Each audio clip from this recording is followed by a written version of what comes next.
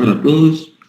Con el doctor Francisco Londoño, que es el titular de esta charla de cirugía vascular, que es la de los jueves, decidimos de pronto no dar una charla expresamente de alguna patología vascular, sino ofrecer una charla hablando sobre los abordajes de la fosa posterior y tener como una visión de cómo llegar a elegir estos abordajes.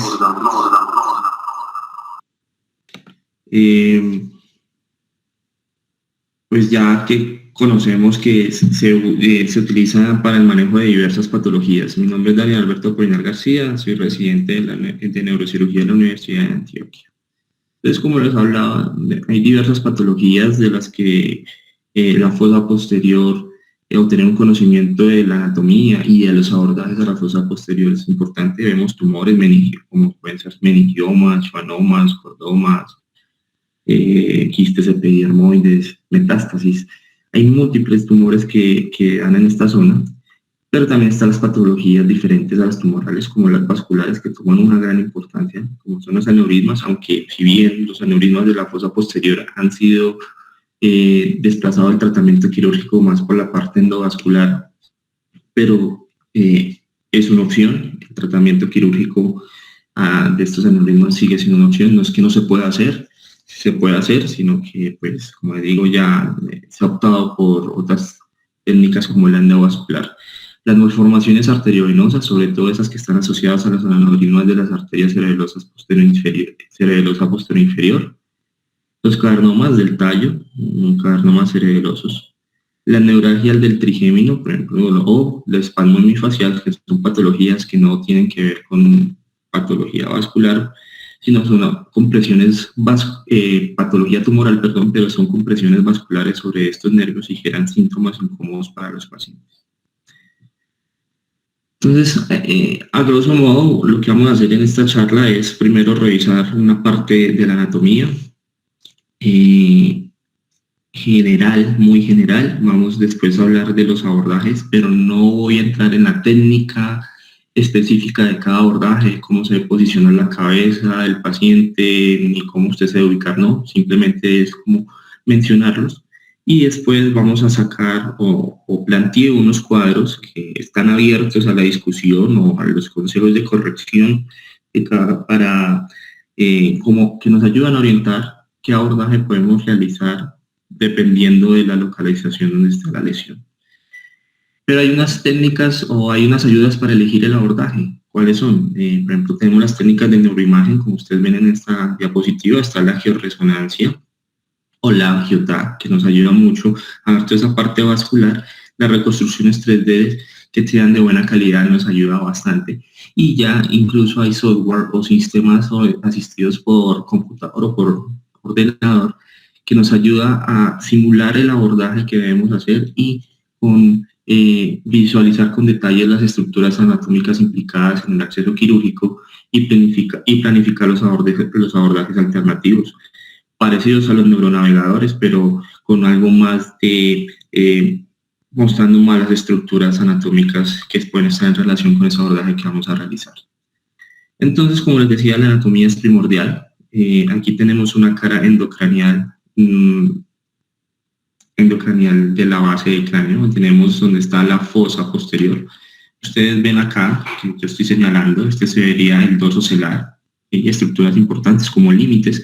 Tenemos el hueso petroso o la porción petrosa del hueso temporal. Acá tendríamos escama, la parte mastoidea, es algo de escama del temporal y más hacia atrás toda la escama del occipital. Y ven estructuras importantes como saca el foramen magno, el canal hipogloso, canal auditivo interno. Y esto sería como la parte ósea, las referencias óseas que podemos tener en referencia a esta fosa posterior. Vemos una estructura acá que es muy importante, que es esta que está acá, les estoy mostrando acá, que es el clivus. El clivus es como la parte anterior de esta fosa posterior y ese clivus, a su bien, ha sido dividido. Esta imagen es sobre todo para el manejo de los cordomas del clivus. Ha sido dividido en tres partes, una parte superior, media e inferior. Y ustedes ven acá que la parte superior va desde el dorso celar hasta el poro dural donde sale el sexto par. El clivus medio va desde salida del poro dural del sexto par hasta el meato, o por donde sale el nervio glosofaríngeo, y el clivus inferior va de esa zona hasta la porción anterior o anillo anterior del foramen magnum.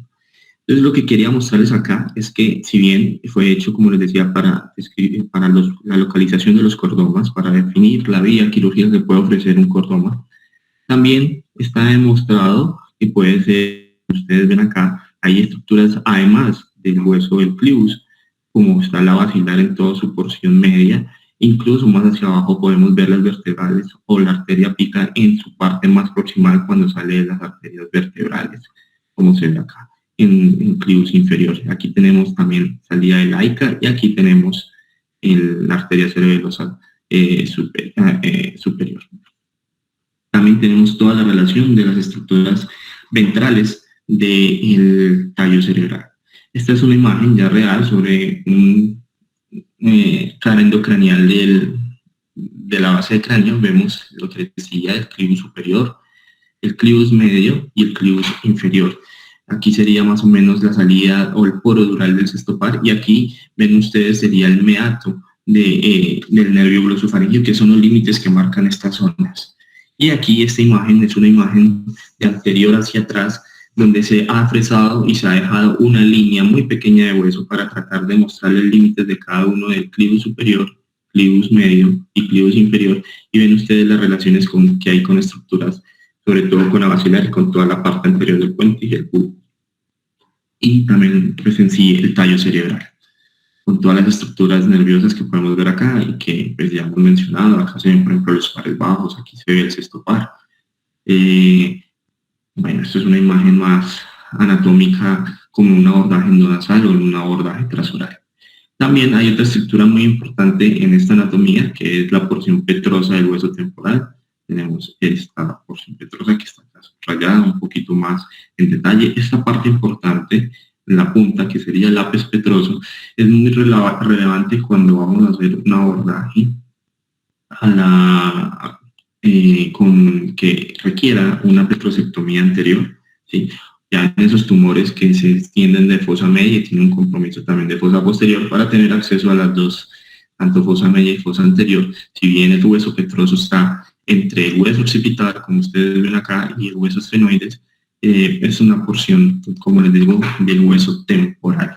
Y tiene unas zonas importantes como la prominencia trigeminal, la depresión natal, que está en relación acá con el canal auditivo interno. Tenemos acá la eminencia arcuata, que está en relación con el canal semicircular superior, y acá tenemos el tegmen timpani, que su nombre lo dice, está en relación con todo lo que es las estructuras timpánicas. Entonces, a lo largo de esta charla, y cómo se ha dividido la anatomía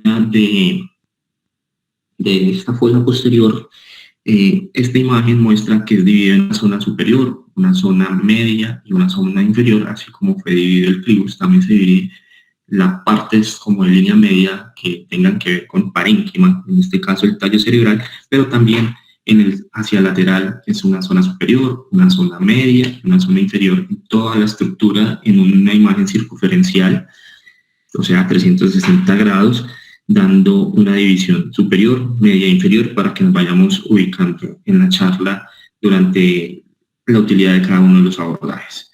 Sin duda, también algo de recuento anatómico de esta zona, que es muy importante, sobre todo cuando vamos a hacer abordajes telodelares o suboccipitales, sobre todo. Aquí ven ustedes el arco posterior de C1, las arterias vertebrales. Vemos el cuarto ventrículo en todo su piso. Recordar que este cuarto ventrículo del piso, el cuarto ventrículo en casi toda su extensión es muy elocuente. Tenemos el séptimo par, el sexto par, acá los trígonos del décimo, del 12 y el área postrema.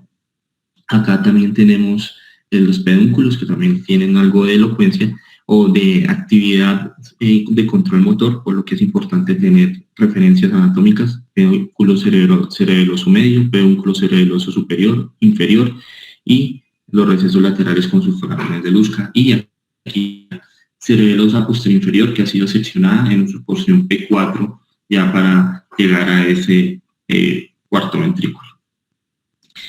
Las arterias de la fosa posterior, entonces arrancamos de proximal a distal. Ven ustedes las arterias vertebrales que a su vez van a formar la arteria basilar, pero antes de unirse tienen la arteria cerebelosa posterior inferior. Aquí ven la relación que tienen con todos estos pares. Acá se ve muy bien el hipogloso y se ve el triángulo suprahipogloso y el triángulo infrahipogloso que nos van a ser referencias en el momento de hacer abordajes a esa zona. Tenemos, si seguimos hacia distal, tenemos la basilar en su porción media y está la arteria cerebelosa inferior, y acá en la porción superior tenemos la arteria cerebelosa superior. Más arriba las arterias terminales de la arteria basilar, que serían las arterias cerebrales posteriores. Esta imagen muestra otra parte relevante que es importante destacar en la anatomía de esta fosa posterior, y que estamos muy relacionados sobre todo cuando hacemos un abordaje lateral o retrosimoideo. Y ven ustedes acá, les estoy señalando, por ejemplo, las venas petrosas. Acá tenemos el trigémino, aquí esto sería la arteria cerebelosa inferior. Aquí ustedes ven el séptimo par y el octavo par entrando a ese conducto auditivo interno, ¿sí? Y aquí vemos los pares bajos 9, 10 y 11 en relación con estas estructuras. Entonces, ya aquí se realiza un fresado de la porción más del canal auditivo interno, y vemos en la entrada de estos pares, el facial va por acá atrás, y aquí va el octavo par entrando por este canal auditivo interno. Asimismo, tenemos una zona supraflocular, que sería esta que les acabo de hablar, sobre todo aquí para arriba, ¿sí? Aquí estaría el flóculo, aquí para arriba.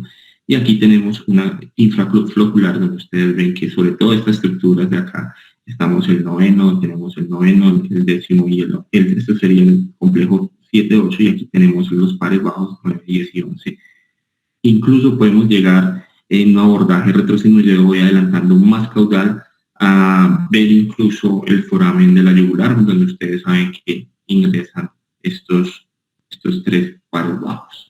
Entonces es muy importante, todo este recuento anatómico lo resumió Rotem como en unos complejos, que son los complejos superior, medio, inferior, que a su vez tienen unas relaciones de vasculares, nerviosas, una cara del cerebelo, una fisura en relación del cerebelo y el puente, y un pedúnculo cerebeloso.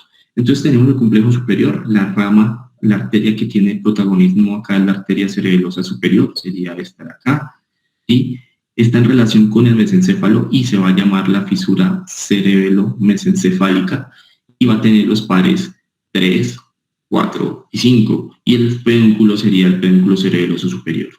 Tenemos esta imagen de acá, que sería el complejo medio, que sería todo eso que está en relación con el hueso petroso. Esta está en relación con el tentorio, pero se llama la anterior, la superior, se llama cara tentorial. Esta de acá se llama la superficie petrosa, y tenemos los pares que nos importan, sería el 6, el 7 y el 8. Está en relación con todo este puente, y como les decía, la fisura se llamaría cerebropontina, ¿sí? Y el pedúnculo cerebeloso medio es el que toma el protagonismo acá. Y en la cara inferior, que sería esta que llamamos cara suboccipital, está en relación con el bulbo o con la médula, que llaman médula oblongata. Entonces la fisura se llama cerebelo medular y está en relación con los pares bajos, como ustedes ven acá, que serían estos 9, 10, 11 y 12, ¿sí? Y el pedúnculo cerebeloso sería el pedúnculo cerebeloso inferior, y la arteria que toma relevancia en esta cara es la arteria cerebelosa posterior inferior. Acá esta imagen solo para mostrar las estructuras anatómicas venosas que nos podemos encontrar acá. Tenemos el seno recto, tenemos la confluencia de los senos transversos, senos sigmoides. Sobre todo son lo que vamos a encontrar más hacia arriba. Vamos a encontrar vena basal de Rosenthal y vamos a encontrar también la vena cerebral interna. Esta imagen la traigo porque la importancia que tiene conocer esta anatomía de estos abordajes, por ejemplo, esta imagen es de los tipos de meningiomas que podemos encontrar en la fosa posterior, o localización de los meningiomas de la fosa posterior. Ven ustedes en este color como gris, que serían meningiomas cribales, en este serían rojo petroclivales, amarillo sería los del ángulo pontocerebroso, el verde sería el foramen yugular, acá sería del foramen magno y este azul sería la convejidad. Pero traigo esta imagen porque si bien es patología tumoral la que se ve en la fosa posterior, también hay patología vascular como se ven acá. Aquí vemos los aneurismas que se pueden presentar en todas las estructuras arteriales que hacen parte del encéfalo, pero ustedes ven acá ya especificadas de la fosa posterior cuáles aneurismas se pueden presentar, como es el aneurisma del tope de la basilar, o el aneurisma de la basilar entre la arteria cerebral posterior y la cerebrosa superior, o el aneurisma de la basilar que tiene que ver con el sitio o donde sale la arteria cerebrosa anteroinferior, igual los aneurismas vertebrales y los aneurismas que están relacionados con arteria cerebrosa posterior. Muchas veces se ha tratado de como ayudar o dar como métodos que puedan ser medibles de cuál es la forma de hacer un abordaje o el abordaje más adecuado para hacer a una lesión de la fosa posterior. Y en 1996 ese artículo que fue publicado se llama el método de los 2 puntos, que es poner un punto en la mitad de la lesión tumoral, otro punto en la superficie de esa lesión tumoral, y trazar una línea que pase por esos 2 puntos, o tanto por la parte media de la lesión como por la parte de la superficie, y medir en relación con la estructura ósea o los tejidos blandos para definir cuál es el abordaje más corto o para esas lesiones de la fosa posterior. Aquí alguna salvedad. Esto puede ser usado y se puede tener en cuenta, pero muchas veces en neurocirugía el abordaje más corto no quiere decir que sea el mejor abordaje o que sea el abordaje más seguro. Eso lo dicen muchos autores, el doctor Natal habla mucho de eso, y en fin, es como para tenerlo en cuenta, pero no quiere decir que sea mandatorio. Entonces, cuando hablamos de los abordajes a la fosa posterior, ustedes ven esta imagen y vemos que hay muchos abordajes, como está el órbito cigomático, los transpetrosos, los retrosigmoideos, está el suboccipital de línea media, suboccipital laterales, tenemos el far lateral, tenemos los supracerebrosos infratentoriales y los subtemporales. En todas las opciones quirúrgicas que tenemos para llegar a esta fosa posterior, todas estas, y todas esas van a ser dependiendo de la localización de la lesión. Esta flecha no voy a entrar como a resumirla o a mencionarla todo, simplemente son artículos que han intentado como darnos una orientación de acuerdo a dónde está la lesión, qué abordaje sería el que podríamos llegar a hacer. Esta imagen es para que la revisemos después y es una imagen que vale la pena tener en cuenta. Sin embargo, ya vamos a entrar en discusión en detalle de cada uno de los abordajes. Estos 3 abordajes que ustedes ven acá son los que más usamos en la fosa posterior para hacer nuestros tratamientos quirúrgicos, vasculares o de cualquier patología que haya en la fosa posterior. Miren ustedes que que está en rojo, el supracerebroso infratentorial, muchas veces para el tumor de la pineal, la placa colicular, para la placa cuadrigémina. Acá tenemos en amarillo el retrosigmoideo y aquí tenemos en morado el telovelar. Esos son los que más usamos, o por lo que yo he visto que uno usa con más frecuencia. Sin embargo, miren toda la cantidad de abordajes que pueden haber a la fosa posterior, como les había mostrado en la imagen previa. Tenemos entonces el retrosigmoideo, este grandote que va a todo lado, desde la parte superior hasta la parte inferior, que está como en morado, que tiene como una forma de cruz, sería el abordaje que podemos realizar por vía transoral o endonasal desde adelante, ya sea endoscópica o microquirúrgica.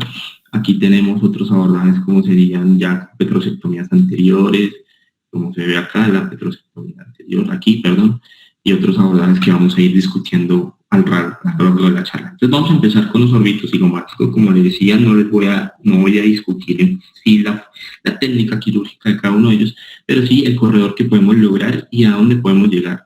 como ustedes se dan cuenta acá, con este abordaje podemos llegar a la fosa interpeduncular y en la parte medial de los pedúnculos cerebrales. Miren ustedes la imagen sombreada en verde, que es la zona que podemos llegar. Pedúnculos cerebrales, la emergencia de los pares terceros, ¿sí? Y la zona interpeduncular. Esta es una imagen, mire cómo se hace la incisión, simplemente se puede quitar, hacer ese órbito cigomático en una pieza, en 2 piezas, dependiendo de las osteotomías que usted haga, pueden ser 5 o 6, pero bueno, eso es tema de otro seminario.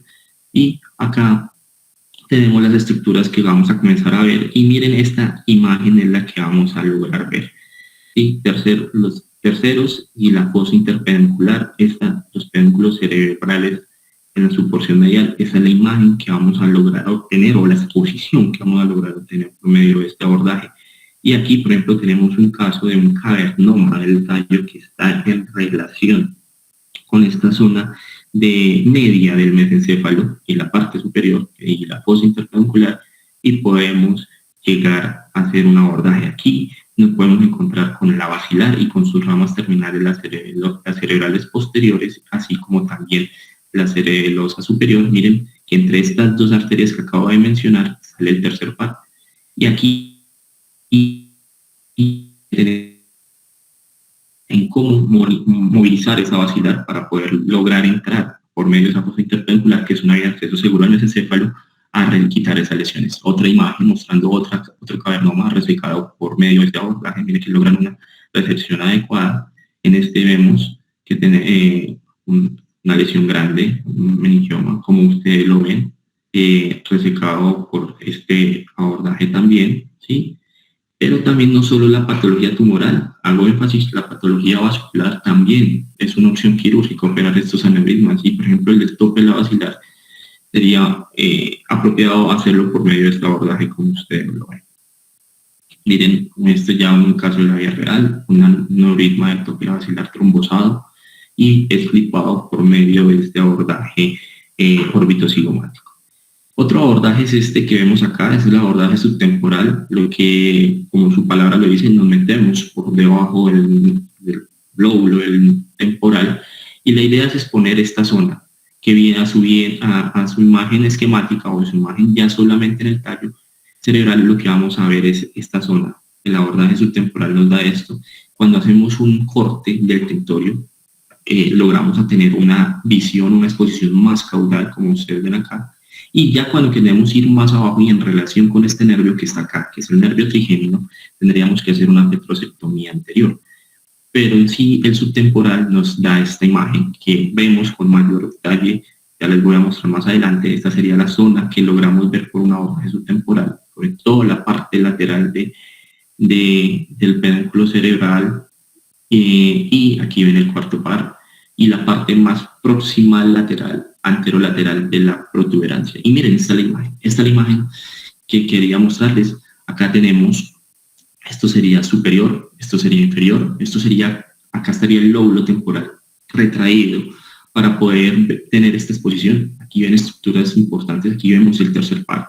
Esta arteria sería la arteria cerebral posterior, y esta arteria que aquí está sería la arteria cerebrosa superior, y entre ellas dos va el tercer par. Aquí vemos el cuarto par que sale de la parte dorsal y va hacia adelante, como ustedes se dan cuenta, y aquí se alcanza a ver algo del nervio trigémino, y esta sería la estructura, el tentorio. Recordar, tener cuidado al cortar ese tentorio, dependiendo si es anterior o posterior, que el tentorio está en íntima relación, sobre todo con el cuarto par, en su parte posterior con el sexto par, y podemos generar una lesión de estos pares cuando tratamos de hacer un abordaje transtentorial.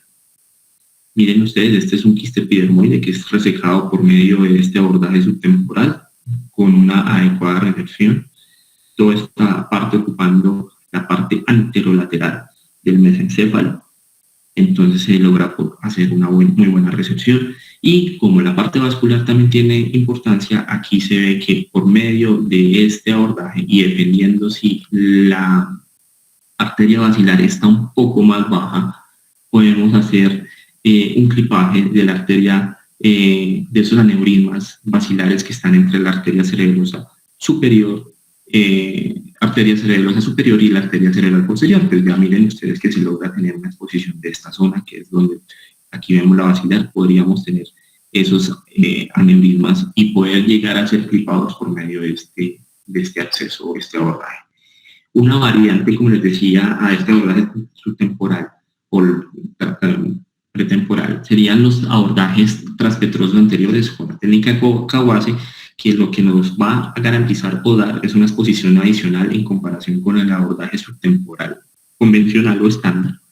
Y es una opción para las lesiones más ventrales del tercio medio de la protuberancia, que están relacionadas o en cercanía con ese nervio trigémino. Eso, recordar que hay una zona supratrigeminal, peritrigeminal, que pueden estar en relación con esta zona y requieren la resección del lápiz petroso, ¿sí? Por eso al comienzo de la charla quise mostrar esa imagen de la porción petrosa del hueso temporal, porque es importante saber que hay que retirar esa parte para poder tener un acceso a esta zona. También es usado, como les decía, cuando tenemos tumores que impliquen fosa media y se van hacia atrás, hacia la fosa posterior o al contrario.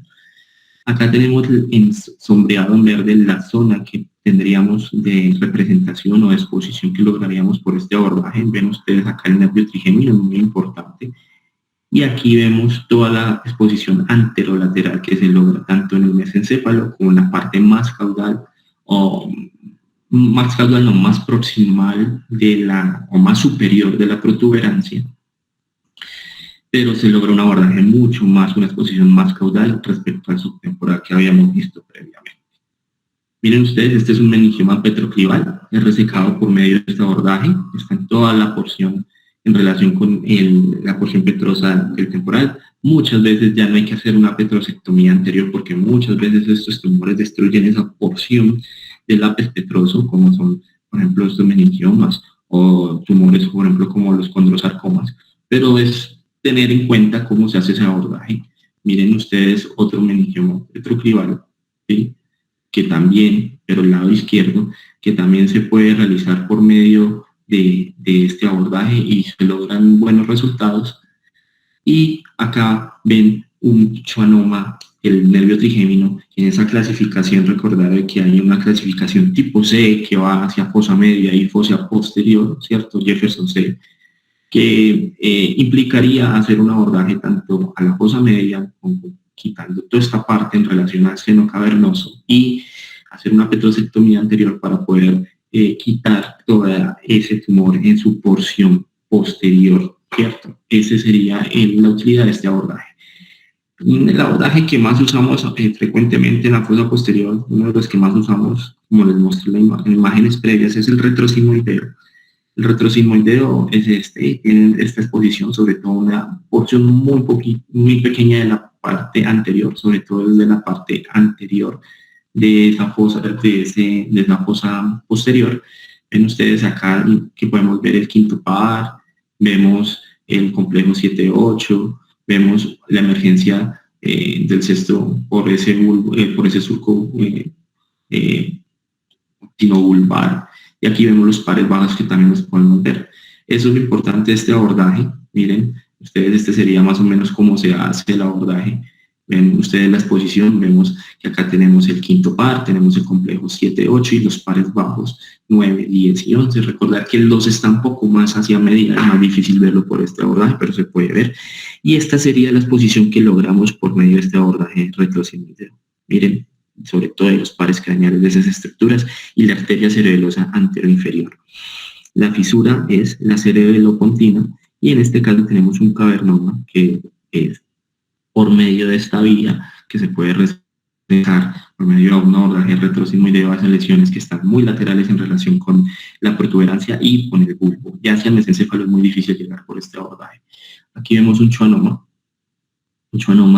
del acústico que es resecado por este abordaje, pero también hay patología vascular y es acá una compresión del nervio trigémino por una asa vascular, lo que daría la neuralgia del trigémino, que también puede ser tratado por medio de este abordaje.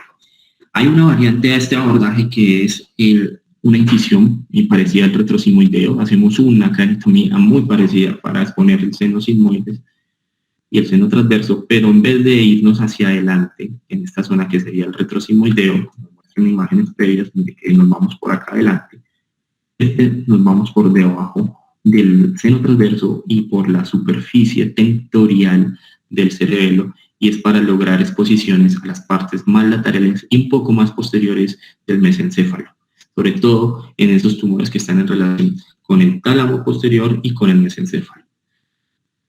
Otras variantes de este retrosigmoideo, que sería este que tenemos acá, el retrosigmoideo, también está este en que se ve más alargado, que sería cuando hacemos un corte del tentorio, logramos tener una exposición más cefálica y una exposición más caudal, lo que nos da una visión mayor de la lesión, un abordaje, una exposición mayor. Y hay otro abordaje que se usa, también variante de esto, que ya es el abordaje peresigmoideo, que la incisión es por delante, se puede hacer así, miren ustedes, involucra todas las estructuras del conducto auditivo interno. Miren acá la exposición que se logra, y se logra una exposición más ventral, y con esto se podrían llegar a hacer incluso aneurismas que salen de la basilar en esa emergencia de arteria cerebelosa anteroinferior. Este otro abordaje es muy usado también, es el supracerebeloso infratentorial de línea media. Tenemos este, que es sobre todo usado para tumores en la región pineal y tumores de la placa cuadrigémina o placa colicular. Miren ustedes la relación colículo superior, colículo inferior y el cuarto par saliendo por acá. Y esta sería la imagen que logramos ver por medio de estos senos transversos. Miren acá la tórcula, la confluencia de esos senos. Y estas serían las estructuras que vamos a tener, las estructuras venosas que vamos a tener más en relación, sobre todo con esa glándula pineal. Miren ustedes acá en la glándula pineal y toda la relación que tienen con el complejo venoso y la placa cuadrigeminal o placa colicular, colículos superiores e inferiores. Esta sería la imagen que lograríamos ver: colículo superior, colículo inferior, la glándula pineal. Acá sería la superficie tentorial del cerebelo. Miren el cuarto par saliendo, que es el único que sale en la parte dorsal del tallo, que es y va hacia adelante, sería el cuarto par, que sale por debajo del colículo inferior. Miren la superficie tentorial, el seno recto y las estructuras venosas. Ustedes ven en esta imagen la vena basal de Rosenthal que les estoy señalando. Aquí vemos la vena cerebral interna y aquí esta sería la pineal. Entonces es un abordaje que se puede realizar para los tumores de la pineal, como se muestran acá, un quiste de la pineal, pero acá también vemos un tumor maligno de la pineal. Y hay una variante que es el mesencéfalo cuando tenemos lesiones muy hacia atrás en la placa tectal, que sería el abordaje occipital transtentorial. Por ejemplo, acá tenemos un teratoma que desplaza esos vasos venosos, y que llegar por un abordaje cerebeloso infratentorial de pronto puede ser riesgoso con esos vasos en la movilización, tratando de disecar ese tumor.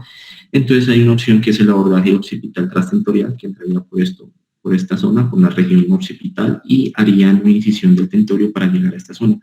Está indicado en tentorio cuando los tentorios están muy inclinados, en lesiones laterales, lesiones ventrales a la placa tectal, da una mejor visión de la placa cuadrigémina y reducción de los riesgos de los colículos. Otro abordaje es el FAR lateral, que es este, que lo que logra es una exposición mucho más amplia. Vamos a tener que hacer una resección de hueso occipital mucho más grande, tanto en la porción media como en la porción lateral. Recordar que el límite sería la ranura gástrica. Es un abordaje bastante amplio, incluye resecar también parte del arco de S1, y en algunos casos se puede llegar incluso a fresar el cóndilo para tener una mejor exposición. ¿Qué es lo que se quiere ver por medio de este abordaje? Esta parte anterolateral de la médula y la porción inferior de la protuberancia médula oblongada, ¿cierto? Y esta unión bulbomedular. Miren que se ven todos los pares, se logra ver el 12, acá se alcanza a ver el 9, el 10 y el 11, o el accesorio, ¿cierto? Que va hacia el caudal. Esa es la imagen, se ven las olivas vulvares, y asimismo también se ven las porciones proximales de la arteria cerebrosa inferior, como se ve en esta imagen. Se ve P1, P2, que está en relación con estos nervios craneales, y también tiene una ventaja, que es que se logra tener un control proximal de las arterias, de la arteria vertebral. Miren acá el triángulo occipital, recordarlo, ¿sí? Tenemos el músculo oblicuo superior, el músculo recto mayor de la cabeza y el oblicuo inferior. Estos son los que forman el triángulo occipital. Recordar que antes de ver esta arteria vertebral vemos un plejo venoso que nos avisa como que tengamos cuidado. Y miren, esta es la exposición que se hace por medio de un abordaje paralateral, mire que hay una gran resección ósea, evitando el arco posterior C1, y vemos la arteria vertebral en control proximal que puede ser útil para aneurismas vertebrales como este, o aneurismas ya de la pica.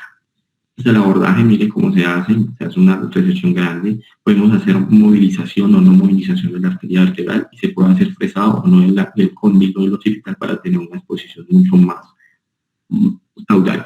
Acá ven ustedes la zona que se logra exponer del tallo cerebral por medio de este abordaje, y aquí vemos el cavernoma que tiene en relación con esta zona lateral del bulbo y más caudal, y se hace por medio de este abordaje paralateral. Ya cuando tenemos lesiones muy anteriores, una opción puede ser los abordajes endonasales o trasorales. En esta ocasión traigo un abordaje trasoral. Miren, acá está la amígdala, para las dos amígdalas. Aquí tenemos el longus capitis, el longus coli, y vemos ya cuando se retira toda esta musculatura, como vemos la exposición del clivus, parte superior, media, inferior, y sobre todo media e inferior vemos acá, y aquí lo que vemos es, después de fresar ese clivus, las estructuras que podemos ver como la arteria basilar, la aica, ¿sí?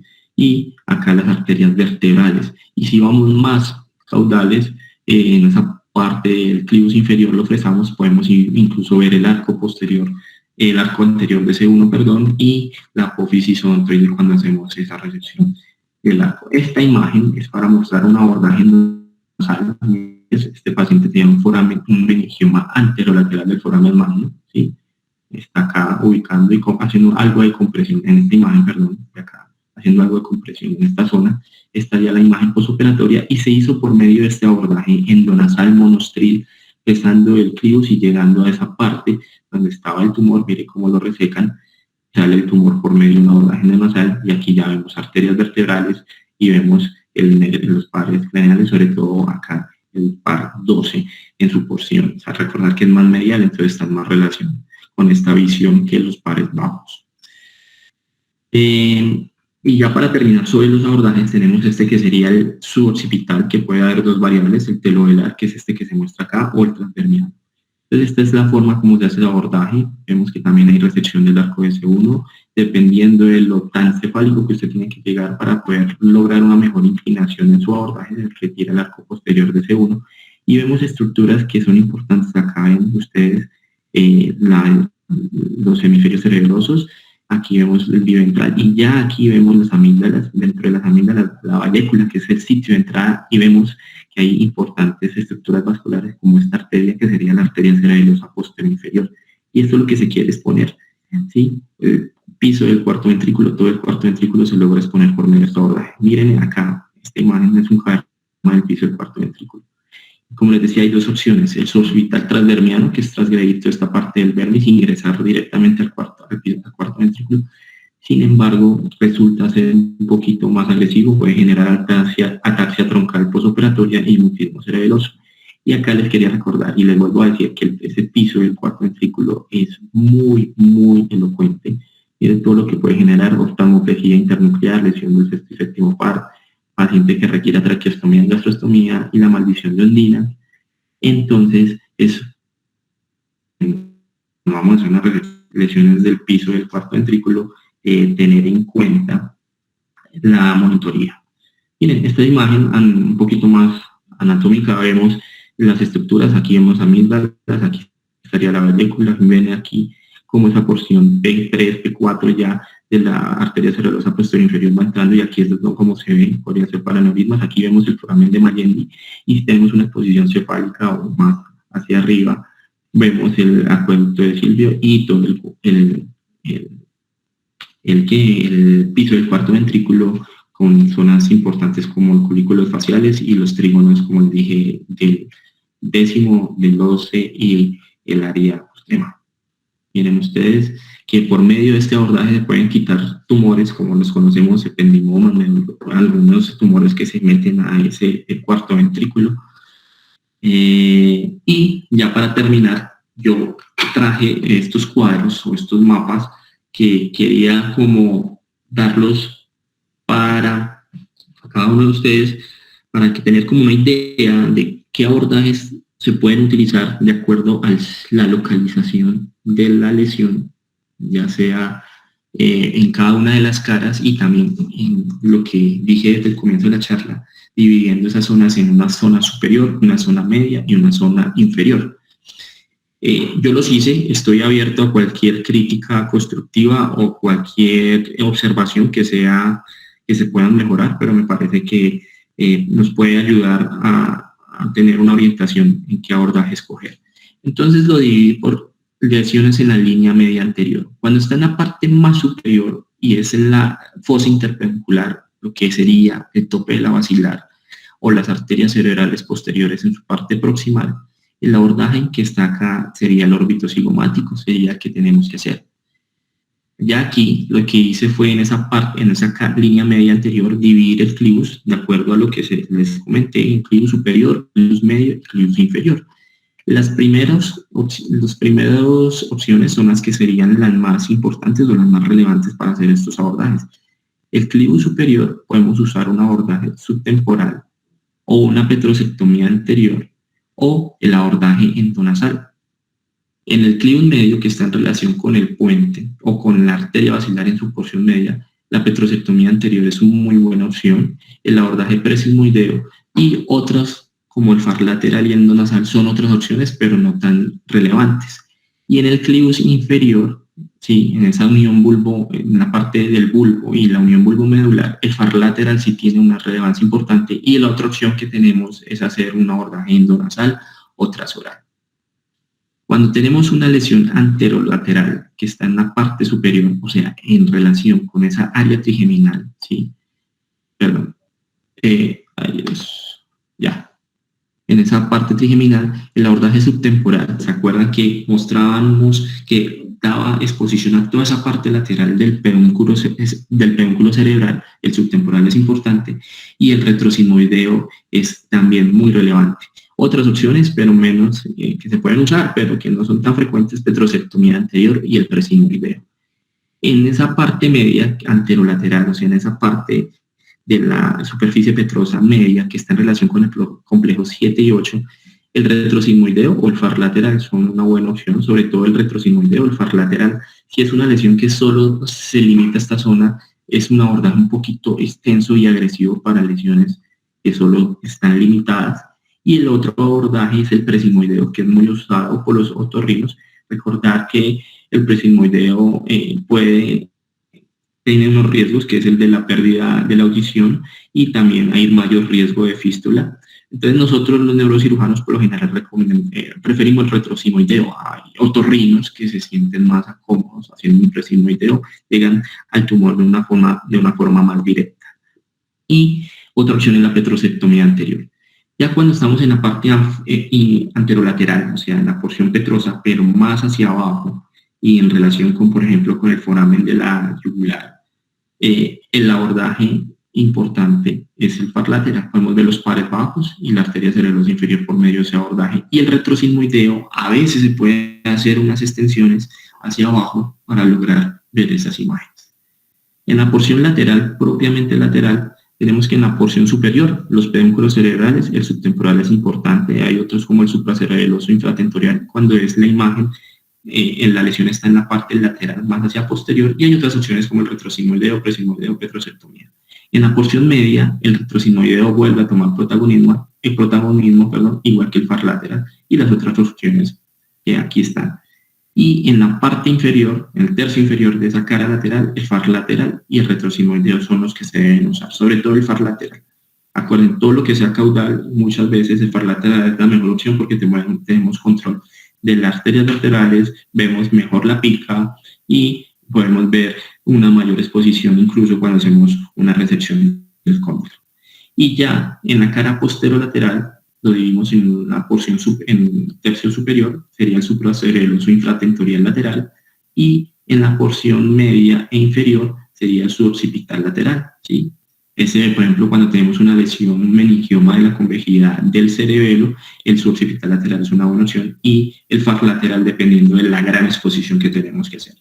Y la línea media posterior, si tenemos que ir a la zona superior, o al tercio superior donde está la pineal o la cuadrigémina, pues el supracerebeloso infratentorial de línea media es importante, y otro que podemos usar es la modificación que les comentaba, el occipital transtentorial. Cuando es la porción media, o sea, en relación toda con el cuarto ventrículo, sobre todo con el piso, el suboccipital telovelar toma importancia, y otro transdermiano, pero puede haber un poquito más de lesión de estructuras importantes y secuelas posoperatorias. Y la parte inferior, el tercio inferior de esa línea media posterior, que está en relación con la porción P4 de la arteria cerebrosa posterior inferior, que es el que hacemos para el abordaje de la malformación de Chiari. Tenemos el abordaje telovelar, que sería la primera opción, y el far lateral también puede ser una opción. Ya a modo de conclusiones, entonces, neurocirugía, como lo decía el doctor Roto, es conocimiento anatómico más hemostasia. Como les decía, el método de los 2 puntos que les comenté ayuda, pero no siempre el abordaje más cercano es el mejor. Y la mejor ayuda para el cirujano es el conocimiento anatómico. Hacer un abordaje que siempre tratar de hacer el mejor abordaje es el que usted domine. Siempre la seguridad del paciente es primordial, y si usted no se siente seguro haciendo un abordaje que no conoce, es mejor no hacerlo. Y para llevar a la casa y perlas, entonces, cuando vamos a llegar a la zona interpendicular, el órbito cigomático es el que manda. Cuando vamos a llegar al clivus, ya sea medio, inferior o anterior, sobre todo el far lateral y el endonasal o trasoral serían los relevantes, ¿sí? El far lateral sobre todo en medio inferior, y el endonasal o trasoral en toda la extensión del clivus. Cuando vamos a la zona lateral, en esa cara petrosa, el retrosimoideo es el que más usamos y es el mejor, ¿sí? Hay otras opciones, por ejemplo el far lateral, presimoideo, pero el retrosimoideo es el que tenemos que tener claro y saber hacer. Y en la zona trigeminal y anterior, en la fosa media y lesiones que van de fosa media y fosa posterior, hay que aprender a hacer esas petrosectomías para poder llegar a esta zona. Y en la línea media posterior, sin duda, el suboccipital telovelar es el que manda la parada y el que tenemos que, como residentes, aprender a hacer para poder llegar a hacer tratamiento de patologías en esta localización. Y bueno, muchas gracias. Eso es lo que tenía para hoy, un poquito extensa, pero espero que les haya gustado. Daniel, muchísimas gracias. Qué conferencia tan buena. Yo te quiero felicitar porque es una conferencia que para mí es una charla que queda grabada como una referencia para uno poder hacer este tipo de cirugías. Quiero felicitarte, no es una charla para residentes como dijiste al final, sino para todos nosotros. Yo te quiero hacer un comentario del abordaje prosigmoideo. Es un abordaje muy complejo porque el seno sigmoide se rompe fácilmente durante el fresado. Entonces, cuando uno llega al punto, digamos, de trabajo, ya el desgaste ha sido mucho y la pérdida sanguínea ha sido bastante. Yo prácticamente abandoné ese abordaje porque me parece que es muy difícil.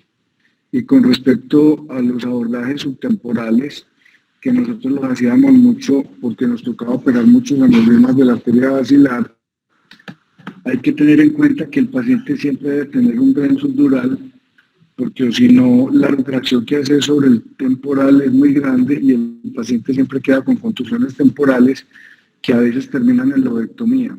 Entonces, siempre debemos tener un cerebro completamente desedematizado y con un dren subdural para que nos permita un adecuado drenaje para tener la exposición que hoy mostraste. Yo no tengo nada más que decir. Nuevamente te felicito, Daniel. Es una de las mejores charlas que yo he oído.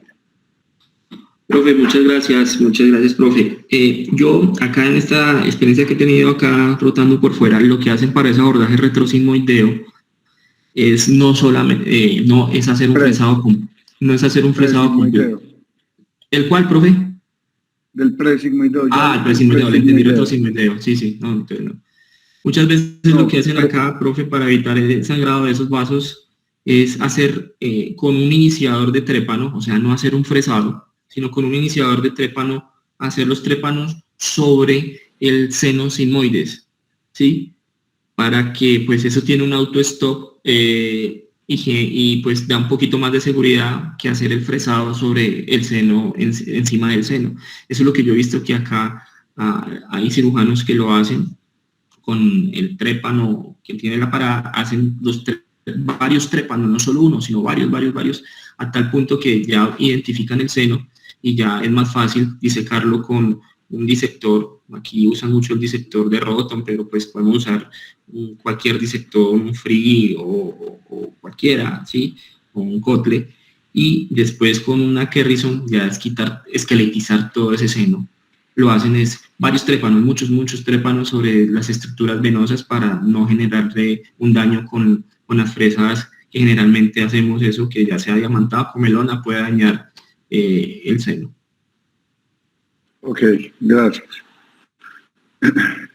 Bueno, si alguien más tiene un comentario, adelante. Daniel. Profesor Cadavid. Bueno, otra vez decir que fue una charla muy buena, pero obviamente que basado en todas las ilustraciones, tuviste oportunidad de ver cirugías con esa ausencia de sangre y esa facilidad con que uno ve o con la que expones, esto es seguro, esto es factible. ¿Viste que eso es aplicable en cirugía? O también, como decimos algunas veces, una cosa es ver la ilustración o las fotos y una cosa muy diferente es la cirugía? Claro, profe, como usted se dio cuenta, la mayoría de los casos que presenté, las imágenes que presenté son imágenes en cadáver, ¿no? Sin embargo, sí he tenido la oportunidad de ver acá al doctor Gerardo Guinto hacer abordajes a la fosa posterior y a la base de cráneo en general muy extensos, y son muy estrictos. Él sobre todo es muy estricto con la hemostasia. Obviamente también hay sangrado y también hay vasos que inadvertidamente pueden lesionarse, sobre todo esos vasos pequeños, pero pues sí se pueden hacer, y creo que hay compañeros, hablo específicamente de Amanda, que tuvo la oportunidad de conocer al doctor Ali Cris, que hace abordajes también complejos a la base de cráneo y con un control hemostático impresionante. El doctor Guinto acá no avanza en su abordaje hasta que tenga un control total de la hemostasia. Y pues se logra hacer sí se puede hacer, como les decía al comienzo de la charla, muchas veces los aneurismas de la circulación posterior ya se han inclinado la balanza bastante hacia la parte vascular. Ya casi no hacemos aneurismas incluso del tope de la basilar, ni mucho menos de las arterias de la basilar en toda su extensión, ni de la pica. Pero pues la opción quirúrgica está presente y se puede realizar, y hay que conocerla. Me parece que es importante conocerla. Sin embargo, pues sí, profesor, creo que las imágenes bonitas también tienen que estar relacionadas con la experiencia del cirujano y el conocimiento y las buenas manos que tenga, los buenos métodos de disección, de tratamiento, de trato de los tejidos, perdón. Eso sería importante. Ok, gracias.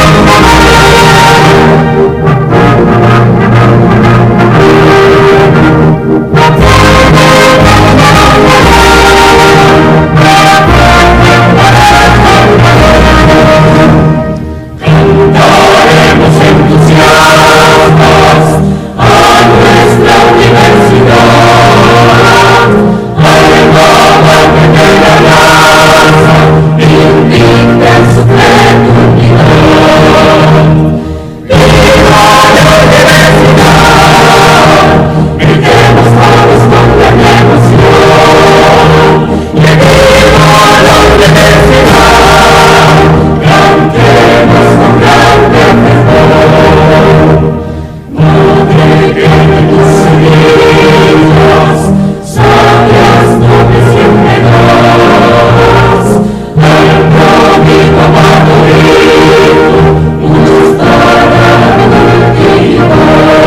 Thank you.